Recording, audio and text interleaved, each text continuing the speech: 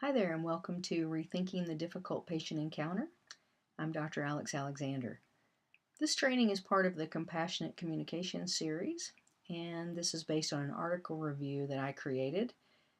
Others have copied it in part or entirely, and that's fine. Please feel free to use this if you feel that it is useful for your educational or clinical purposes. This training is based on the article Rethinking the Difficult Patient that was published in 2012 in the Family Practice Management Journal. Our training objectives are to define and explain the difficult patient concept, examine the traits associated with the difficult patient encounter, discuss the concept of the difficult doctor or provider, explore a simple interceptive approach to working with the difficult patient, and then to circle back around to that Pearl's model of listening and communications that we considered in another training in this series. The original published article said that 1/6 of patient encounters were perceived as difficult by clinicians. And you can see there that the study goal was to assess clinical predictors and outcomes from difficult encounters, and 500 patients with 38 clinicians participated using well-respected measurement instruments. And the conclusions are listed there for you to read. We're going to go into a little more detail in those in a few slides. So what makes the relationship difficult?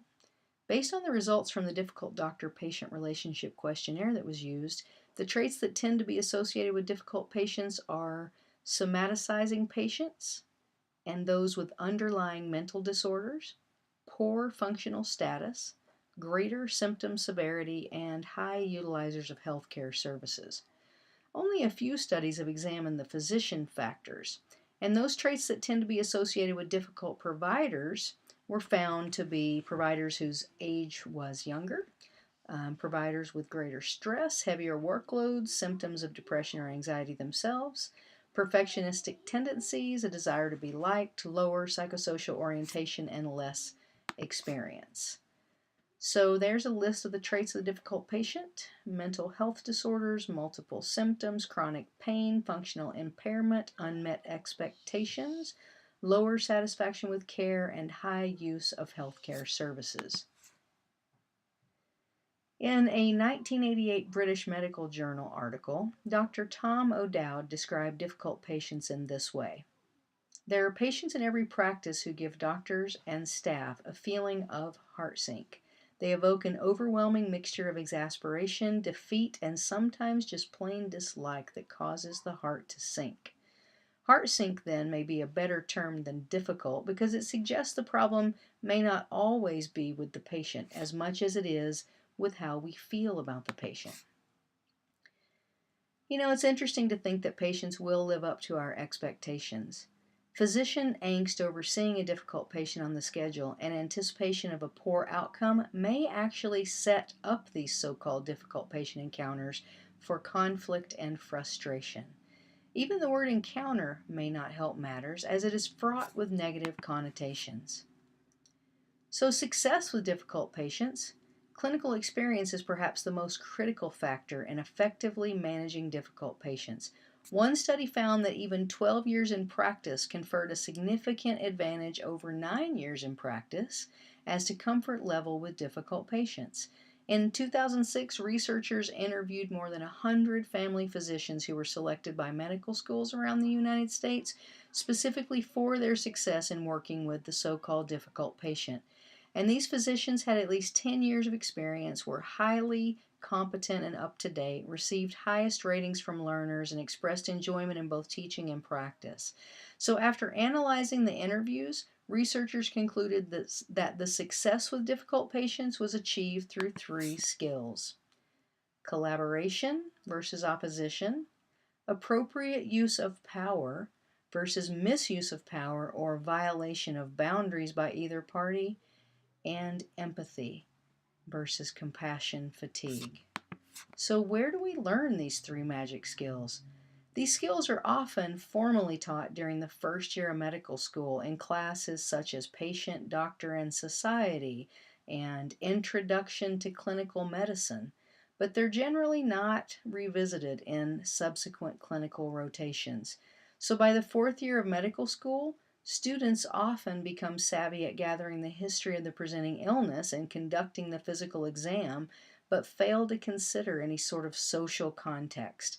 And without this, it's difficult to have collaboration, appropriate use of power, and empathy, particularly with the folks we consider difficult.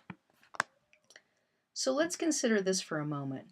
Given the importance of understanding a patient's social context and the fact that physicians' own traits and biases can cause them to perceive a patient as difficult, physicians may want to consider a more introspective approach to dealing with difficult patients. The following reflective questions can be answered in just a few brief minutes before approaching the patient in an attempt to be more introspective. So the introspective questions posed by the article Rethinking the Difficult Patient are: why do you consider this patient difficult? And examples might be: he always comes in with a long written list of symptoms, or she always wants to increase her opioids, he never takes responsibility for his diabetes. Number 2, what biases and assumptions might you have? And an example might be: she's going to ask me to increase her pain meds today.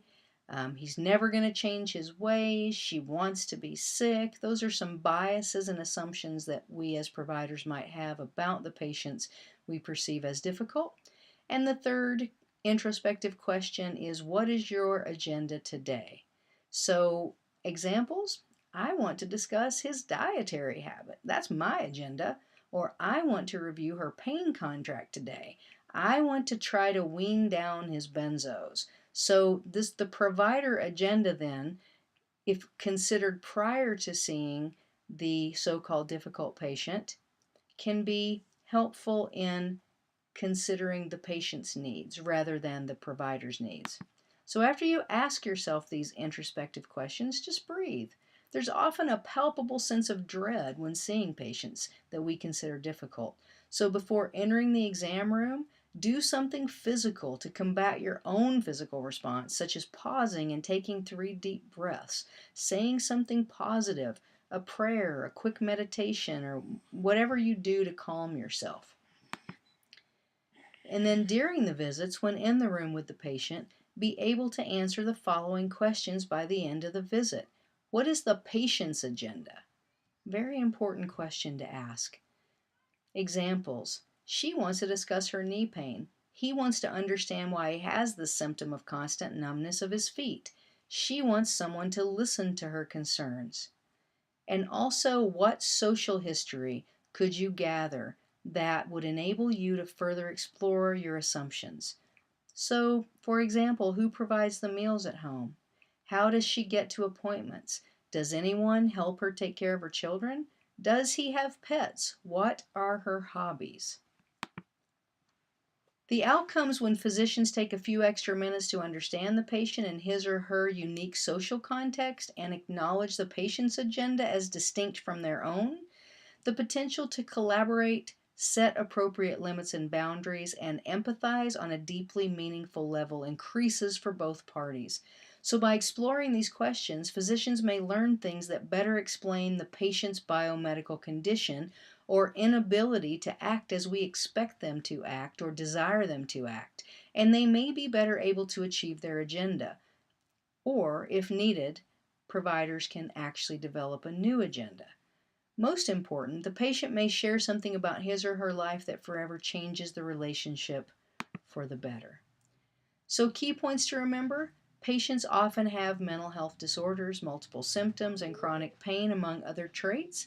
Provider traits associated with difficult patients include greater stress, perfectionistic tendencies, and less experience, and anticipation of a poor outcome can set up the encounter for failure. And the reflective approach often results in greater empathy for the patient and can fit easily within a standard length office visit. So, key questions to ask before and during the visit: ask yourself why you consider a certain patient to be difficult and acknowledge any biases or assumptions you have. Identify your own agenda for the visit as well as the patient's, and then delve into some social history that can shed light on the patient's problems. So let's circle back around to the Pearls technique. This is a practice model for communication. The PEARLS acronym stands for partnership, empathy, apology, respect, legitimization, and support.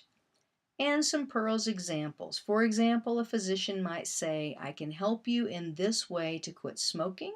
This would be your partnership. You look upset. You seem discouraged. This is showing empathy. I apologize for being late. Now I want to focus on you. This is our apology.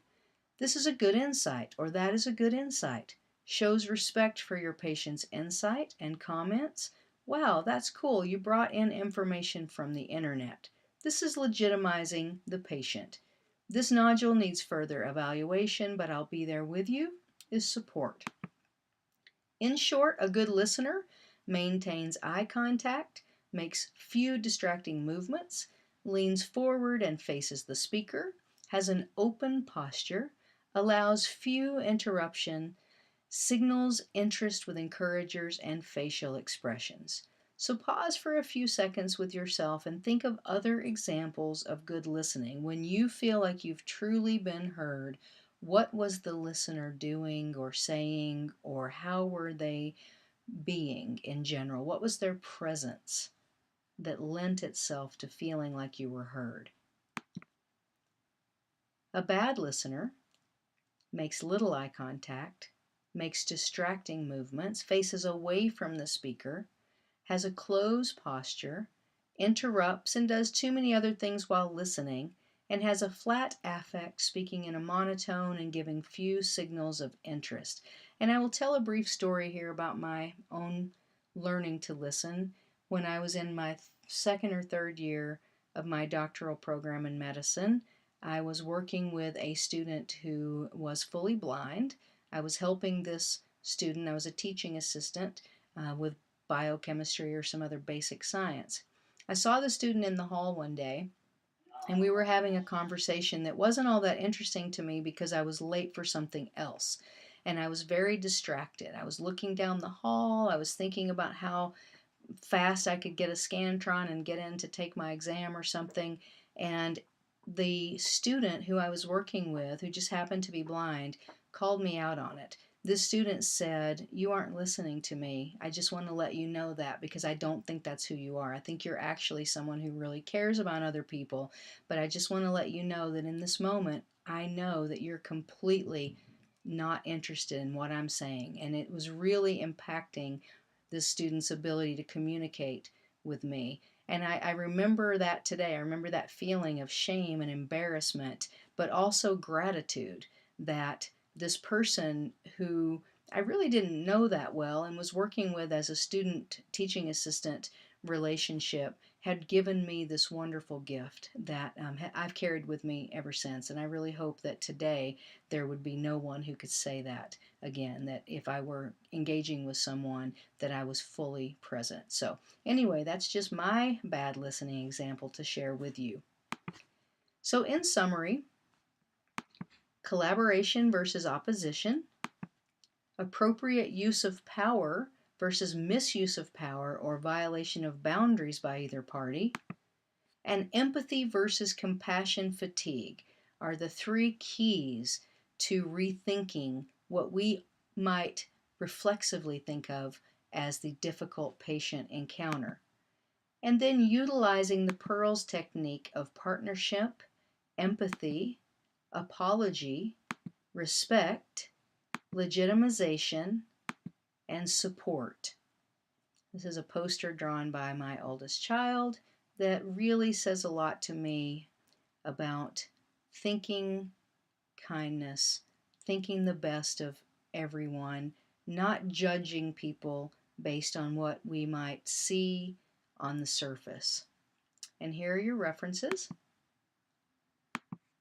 Thank you so much for your attention, and I look forward to speaking with you again.